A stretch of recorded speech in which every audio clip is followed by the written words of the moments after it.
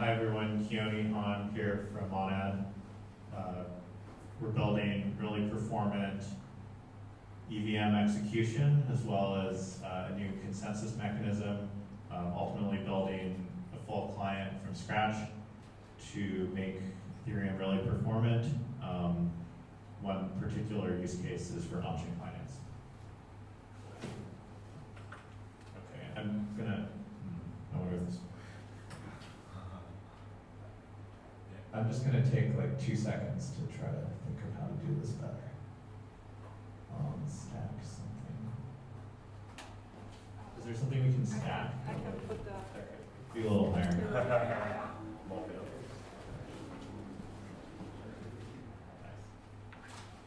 Okay, it's just because I have a lot of like button pushes, if you get in mind. All right, so just to talk about 3 different things within Monad, I'm just going to actually go really briefly through them and then just give an opportunity for folks to ask questions. A couple of things that I'm going to talk about today. Number 1, asynchronous execution, which is, I think, a topic I want to share more about because I feel like in the long term, all blockchains will implement asynchronous, or all layer 1 blockchains will implement asynchronous execution. Then we'll talk about what optimistic parallel execution looks like in Monad, and then lastly, talk a little bit about the database that we built. So just for background, most blockchains, most layer 1 blockchains, i.e. blockchains that have a consensus mechanism, have interleaved consensus and execution. So you know what that looks like here. Both execution and consensus, and the thing to keep in mind is that consensus is really expensive because, thank you, nice. Consensus is really expensive because it involves across the globe communication, and therefore that actually ends up taking up most of the block. So in an environment where nodes have to execute prior to coming to consensus, or rather the leader has to execute prior to sending out a block proposal, and then all the other nodes have to execute prior to voting, it means necessarily that execution can only be a small fraction of the block time. So if you look at Ethereum, 12-second block times, but about a rough budget, and of course this is approximate because the actual budget is expressed in gas terms, but the equivalent of it is about 100 milliseconds, which is less than 1% of that block time. So that's pretty crazy because it means that there's a shrinking factor on time, and you actually only have a very small amount of that block time to use for execution. So maybe just to draw this schematically, we have execution as the dark blue component and consensus as the lighter blue. And I just showed a couple blocks here. So schematically, from a time and blocks perspective, this is what interleaved execution ends up looking like. So in asynchronous execution, we just do the really dumb, obvious thing of only coming to consensus without executing prior. So the nodes are just agreeing, they're talking to each other about the official ordering within a block. But there's no requirement that the nodes have executed in order to do that. So schematically, what this looks like is that block number 1 has consensus happen, and then once that completes, then 2 things can happen in 2 separate swim lanes, which is consensus on block 2 and execution on block number 1, which we just consensused over. So now it looks kind of like this, and then schematically it looks like this. So far it doesn't look that different, but then the thing to realize is that you can actually raise the budget for execution substantially now, because now that the execution's in a separate swim lane, it can take up the full block time in expectation, as opposed to only a small fraction. So just to summarize, this one simple trick will, and of course there's some complexity to it, which we can talk about in the questions if you're interested, but this one simple trick can raise the budget for execution substantially, even without making actual improvements to the execution itself. And all we need to do is move from an interleave model to an asynchronous model. So this is why I think that in the long term, all blockchains will end up adopting this asynchronous execution model. We've already seen Tolly from Solana talking about this, and I think actually Ethereum researchers as well. So look, expect more of this in the future.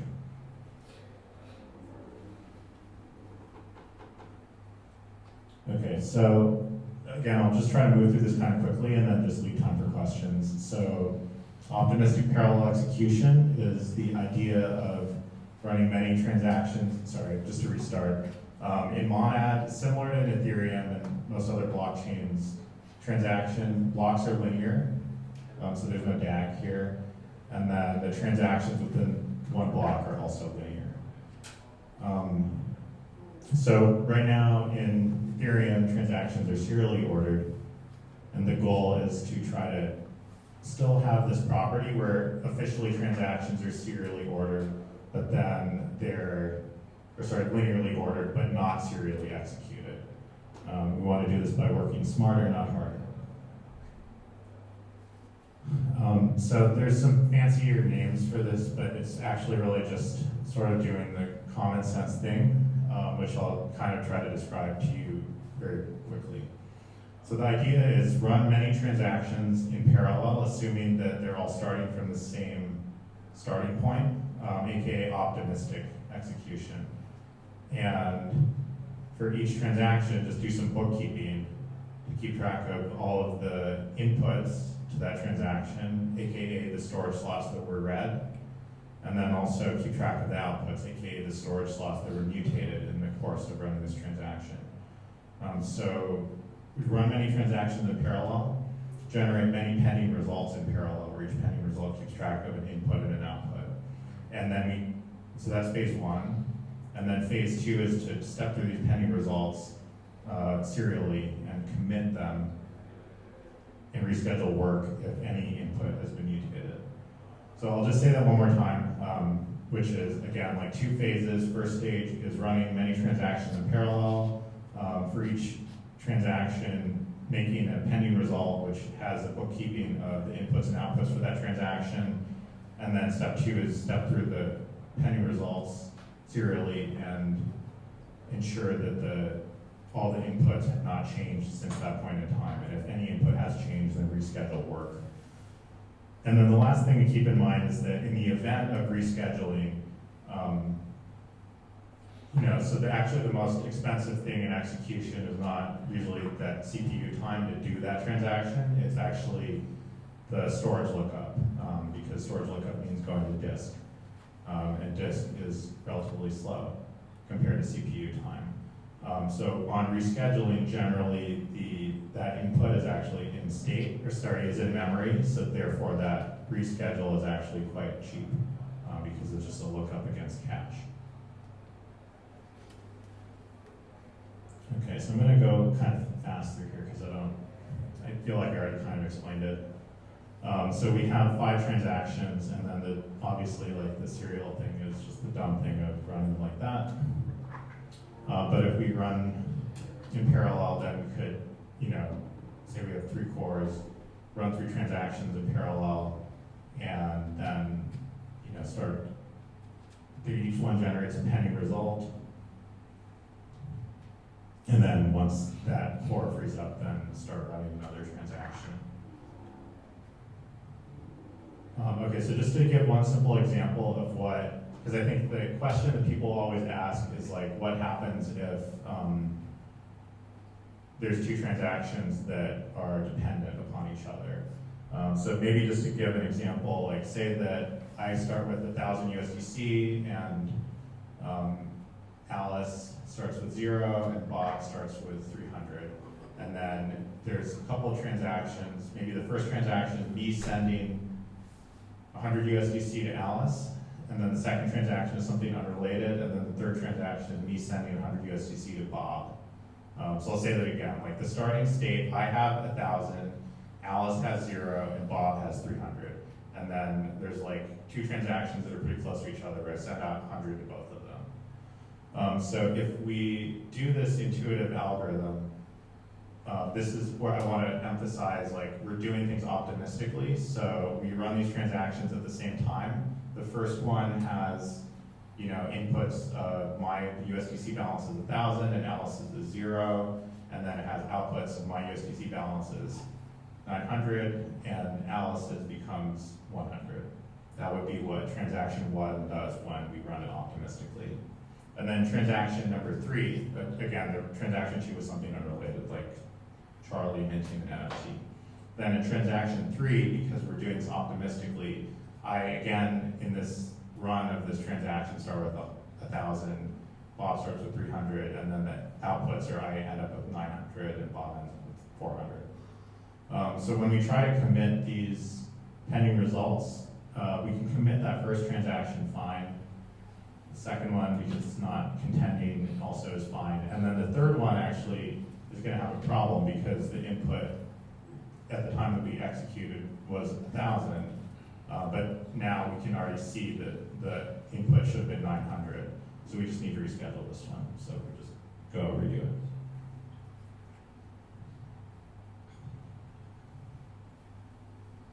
Okay, yeah, so I kind of gave you this a couple of times, so I'll just skip, but one other thing to point out is that I think people often think that parallel execution requires access lists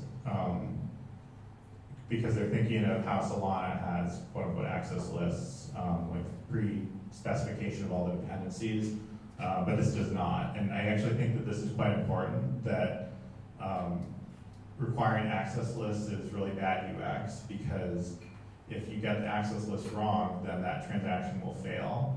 But it's quite conceivable that you could get the access list wrong, because the only way to get the access list is by simulating the transaction. And at the time of the actual execution, a little bit of time has passed. You might actually not have exactly those set of storage slots being the ones that are the dependencies. So the optimistic algorithm is actually better, in my opinion, because it doesn't have a correctness dependency on correct specification of the access list, and then also it's actually means the transactions are smaller. So like in the end state, I think the actual bottleneck is going to be network bandwidth, not execution. Therefore, we should try to make the transactions as small as possible. We don't want it to get blown up by having to specify all these access lists. Okay, just maybe really fast on this third one. Okay, so SSDs are really a great piece of technology, and they've gotten better and better every single year. Right now you can get a pretty cheap SSD with over 1 million IOPS, or IO operations per second. So you can think of an SSD as a bottle that has a pretty wide bottleneck. Like, you know, a lot of data can go in and out at the same time. But what we need is software that can actually take advantage of this wide bottleneck.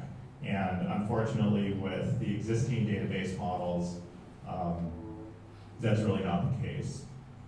So the job of parallel execution really depends on efficient parallel state access. We need to be able to pull many dependencies, like all those inputs, from SSD in parallel. And we also don't want one transaction that's pulling data from the database to block another one that's also doing that. You know, we should do these routes in parallel. So this problem needs asynchronous I/O, and it needs really efficient usage of all that entire 1 million IOPS per second of bandwidth.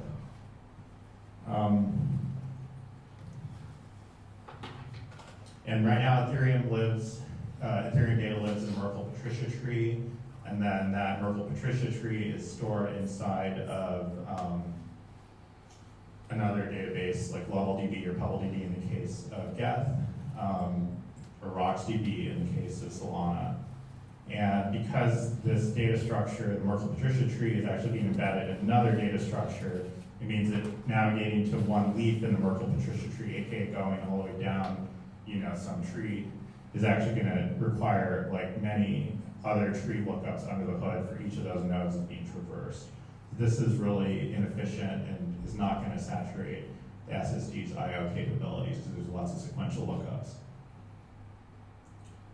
So MonIDB is just, it's doing the intuitive, obvious, but painful from a development perspective thing of building a custom database to natively store the Merkle Patricia tree data on disk, and then also utilizing IOU ring and other optimizations like bypassing the file system.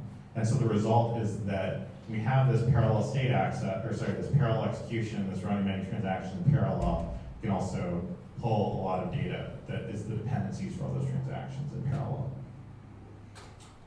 Okay, so like I said, I just want to go through those quickly and then open up for questions. So I wanted to see if anyone had any questions. Yeah, I will go first. Because Mona is more performant. Like, are there any new type of because our topic is on-chain financial. Just curious, any new projects or are you building on top? Yeah, I think a couple of clear examples are fully on-chain limit order books, where all the submits, all the cancels, like all the state is on-chain, which is important for full composability as well as self-custody. Composability requires all the data to be on-chain because then that means that you can route like some other smart contract through an order book and swap atomically as a subroutine.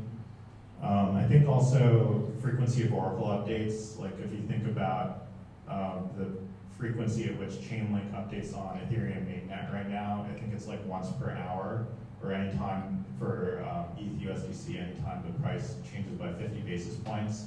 So that's a very inaccurate oracle, and it has all these downstream effects because then lending protocols, perpetuals, everything that's pricing off of that has a huge fudge factor, so then there's a lot of inefficiency. So having the ability for oracles to push data as this public good on-chain very frequently, so it's very accurate, then ultimately has downstream effects on the competitiveness of the DeFi landscape against centralized finance. Kind of for the fully on-chain Algotex, is the latency enough for them to cancel? Yeah, so Monad has 1 second block times. I didn't really talk about that part because this is like an execution discussion, but 1 second block times with a budget of 1 billion gas per second or 1 billion gas per block. So in effect, they look like 1 second auctions, and how it gets sorted out in terms of whether a submit wins or a cancel wins is just subject to that auction. Got it. Yeah, any questions from the audience? Matt, how do you compare? I'm just wondering, like, how do you compare with the monad parallel execution method, maybe with the SWI parallel execution method, because they leverage to use the state access to read the different states to make it parallel. And I understand that monad or an Aptos using some optimistical parallel execution. I just want to see your opinions on the differences or the comparison between these two kinds of methods. Yeah, I think it's, so your question was comparing Monad's optimistic parallel execution against certain other forms of execution that have parallelism embedded, perhaps through stronger object models that ultimately allow pre-specification of some of those dependencies. Is that right? Exactly. I understand there are some trade-offs here, so I just want to hear what is the bonus advantages or what you sacrifice. Yeah, well, Monad is fully EVM compatible, so we just think that most developers want to build for the EVM, they want to build in Solidity, they want to use all existing libraries and tooling and all the apps that already exist that they can compose on top of. In order to support EVM, that means that, just comparing to SWI in particular, where SWI has SWI move, which is, has this much stronger object model where, you can know for a given app interaction, like exactly what pieces of state are going to be required. We don't have that at the time of scheduling that work or the time of doing the work. So I think of optimistic parallel execution as more like almost a waterfall approach, where this analogy is probably not going to make sense, but it's like, there's many streams and there's just water flowing into, through each stream, i.e. like state access coming back from the disk as fast as possible. We're just trying to saturate the bandwidth of the SSD, but we're doing that with the constraint that we don't know anything about the transaction ahead of time, and we're just like executing blank code. When we run into an S load, then go and like fetch that piece of data from disk. So there's just like weaker assumptions basically. Great, makes sense. That's all my question. Hi, thank you for talking. Really enjoy it. So I've been wondering if you have looked into the using GPU to improve the execution of EVM, because that has been something that has been going around.